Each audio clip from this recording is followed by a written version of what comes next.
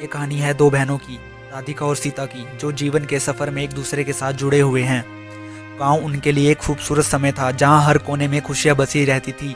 राधिका और सीता, जिनकी उम्र कुछ ही साल का फर्क था, एक दूसरे के साथ बड़ी हुई थी। वह एक दूसरे के साथ बड़ी गहराई से जुड़ी हुई थी और उनकी मुसीबतें और खुशियां का सामर्थ्य उन्हें और भी मजबूत बना देता था।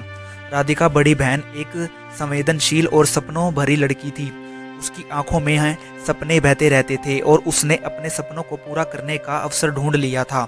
सीता, छोटी बहन, उसकी सखा बन गई थी, जो हमेशा उसके साथ रहती थी, चाहे खुशियों की बात हो या न मुश्किलों की।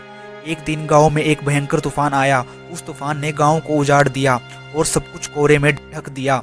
राधिका और सीता के परिवार को भी बहुत मुश्किलें आई। उनका घर बर्बाद हो गया, फसलें नष्ट हो गई और वह बेरोजगार हो गए।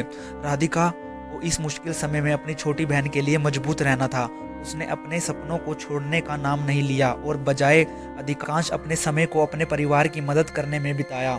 तो अब बड़ी हो गई थी, उसने भी अपनी बड़ी बहन का साथ दिया और मिलकर अपने परिवार को उबारने का प्रयास किया।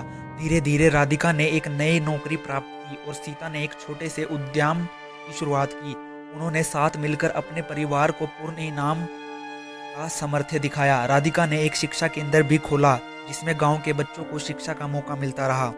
इस बीच राधिका ने अपने सपनों को भी पूरा करने का संकल्प लिए नहीं छोड़ा। उसने एक स्वयंसेवी संगठन की शुरुआत की, जिसमें उसने गांव की महिलाओं को विभिन्न कौशलों का सिखाया।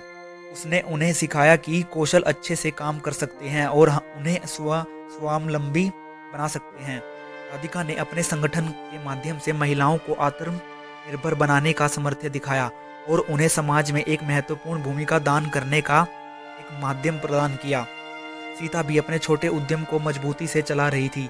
उसने गांव में स्वदेशी उत्पादों की प्रोत्साहन की और उन्हें अधिक से अधिक लोगों के साथ साझा करने का प्रयास किया। उसका उद्यम न केवल उसके परिवार को सहारा प्रदान कर रहा था, बल्कि उसने भी गांव के अन्य युवाओं को प्रेरित किया और रोजगार के नए स्रोत प्रदान किए। धीरे धीरे गांव में नई ऊर्जा फैलने लगी। महिलाएं अब अपने परिवारों की मुख्य आर्थिक सहारा बन गई थी और उन्हें समाज में एक महत्वपूर्ण भूमिका मिली थी।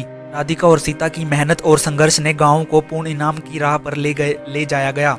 एक दिन गांव में एक सामूहिक सभा का आयोजन हुआ, जहां लोग राधिका और सीता की कड़ी मेहनत और समर्पण की सराहना करते हुए एक नई शुरुआत की ओर बढ़ने का निर्णय लिया।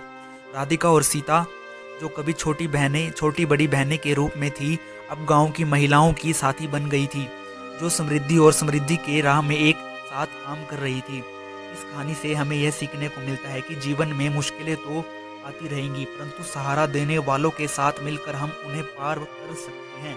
राधिका और सीता ने अपने साथीत्व और समर्पण के माध्यम से अपने गांव को एक नए दौर में पहुंचाया, जिसमें सभी मिलकर आगे बढ़ सकते हैं।